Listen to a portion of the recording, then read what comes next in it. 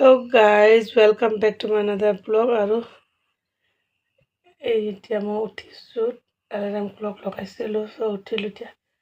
বেটা ঘুমাই আছে আৰু ডাঙৰ বেটা শুই আছে।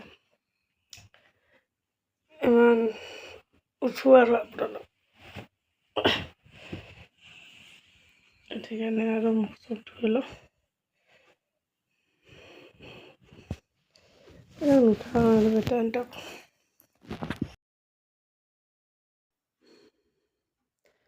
আৰু দেখিছেনে এতিয়া কেইটা বাজে?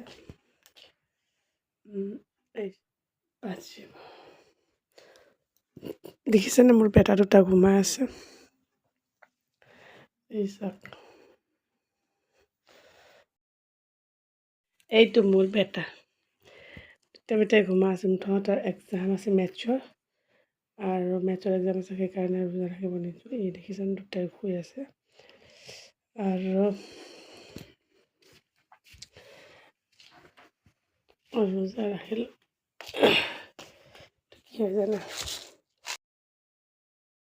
আৰু ভাত আৰু তৰকাৰী, তাৰপিছত ভাত বনাই ল'লোঁ। তৰকাৰী আছিলে, ভুনা আছিলে মুৰ্গীৰ, ভুনা দিয়ে মই ভাতখিনি খাই ল'ম। আৰু সিহঁতক উঠোৱা নাই, আৰু হাজবেণ্ডেতো ডিউটিত আছে, আৰু মই তাৰপিছত খালোঁ। তাৰপিছত একাপ চাহ বনাই খাম। আৰু মই চেক কৰিম নহয়, তুমি মেথছ ধুনীয়া কৰি কৰা হা। আৰু মেথছটো যিমানে এইটো এইখিনি দিছোঁ কৰা, মেথছটো যিমানে কৰিবা সিমানে প্ৰেক্টিকেল হয়, ভালদৰে কৰিব লাগে। মেথছ একবাৰ বুজি পাইছে চব কৰি থাকিব পাৰে, বুজি পাইছা?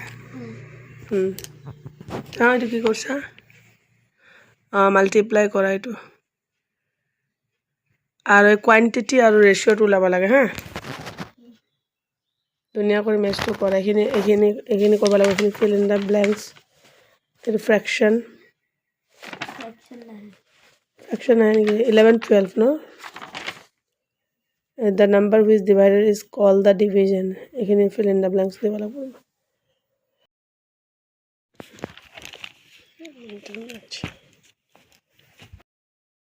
Listen, best of luck, beta.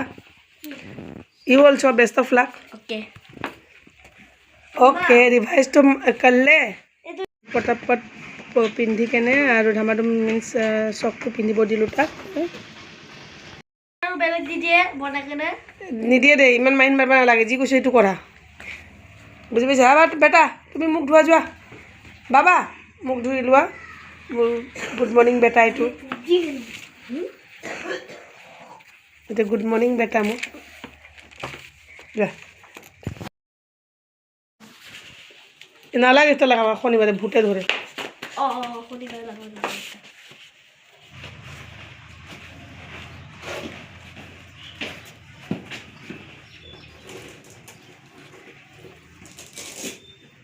ভালদৰে লিখিবা।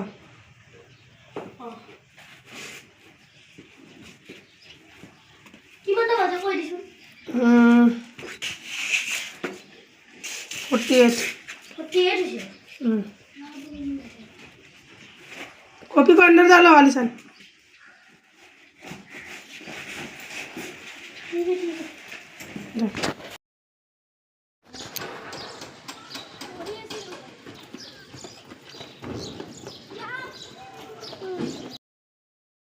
আৰু হেনতে যোৱাৰ পিছত কি কৰিলোঁ, ঘৰৰ কাম। আৰু ৰাতিপুৱা পুৱা ৰাতি শুলোঁ 5টা মানত, কুৰান নামাজ পঢ়ি পেলাই আকৌ উঠিব লগা হ'ল 7:30টাত। কিয় কওকচোন, বেটাৰ এক্সাম আছিল।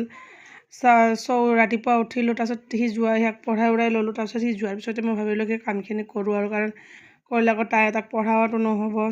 কি কৰিলোঁ, তাক মেথছখিনি কৰাই লোৱাৰ পিছত সি গ'ল স্কুলত। তাৰপিছত মই কি কৰিলোঁ, ঘৰৰ কাম কৰিলোঁ। ঘৰ দুৱাৰ ধুনীয়া কৰি সাৰি উৰি বেড কভাৰ চেঞ্জ কৰি দিলোঁ। আৰু শুনকচোন, এইবিলাকটোতো বেড কভাৰ এতিয়া মই থৈ দিম, আৰু কাৰণ বেড কভাৰ এইগিলা ঠাণ্ডা দিনৰ কাৰণে ভেলভেটৰ পাৰিছোঁ, এতিয়া গৰম দিনত কটনৰ পাৰিম। আৰু ঠাণ্ডা দিনৰ কাৰণে মই চব ওলাই লওঁ, আৰু ঠাণ্ডাৰ আৰু গৰমৰ কাৰণে আকৌ মই এইবিলাক থৈ কেনে আকৌ গৰমৰ কাপোৰখিনি ওলাই লওঁ, যেনেকুৱা কি কয় কটনৰ চাদৰ, কটনৰ পিলো কভাৰ এইবিলাক, আৰু কটনৰ নাইটি এইবিলাক, আৰু ঠাণ্ডা দিনত velvet nightie, velvet bed cover, pillow cover, এইবিলাক চব ওলাই লওঁ, তেতিয়া মিনছ ভাল লাগে বিচনাত শুই পেলাই। আৰু মিনছ কটনৰ, এতিয়া গৰম দিনত কটনৰ বেডশ্বীট লাগিব। তাৰপিছত কি কৰিলোঁ, বনাবৰ কাৰণে আহিলোঁ, লাঞ্চো বনাম আৰু মই ইফতাৰীৰ কাৰণে চব্জিও বনাই ল'ম, কাৰণ চব্জিটোতো গৰম কৰি আকৌ মিনছ ইফতাৰৰ কাৰণে খাব পাৰিম। সেইকাৰণে আৰু বেটাহঁতৰ কাৰণে ভাত বনাব লাগে, সেইকাৰণে বনাই লওঁ। আৰু এই চব্জি দেখিছেনে, বেঙেনা আলু মিনছ এইটো ৰুটিৰ লগত ইফতাৰৰ কাৰণে। চ' এইটো কাটি ল'ম মই, আৰু মুৰ্গী তৰকাৰী, ভুনা আৰু দালি আৰু ভাত এইকেইটা বনাম। আৰু চব্জিখিনি ধুনীয়া কৰি কাটি ল'ম। আৰু বাবাই ডিষ্টাৰ্ব দি আছিলে, বাবাই সুধি আছিলে মোবাইল লাগে তাক। মিনছ কি ক'ম আৰু, মোবাইলটো নহ'লে আৰু সেয়া নহয়। তাৰপিছত তাক পানী দিলোঁ, পানী খাব বোলে সি।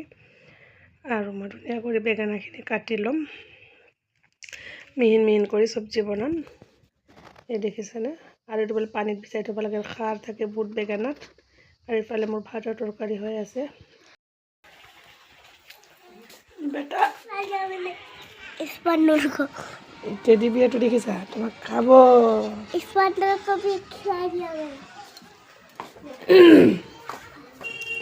বাবা তুমি ৰোজা নাৰাখা? কিয়? কি না কি না কিয় নাৰাখা?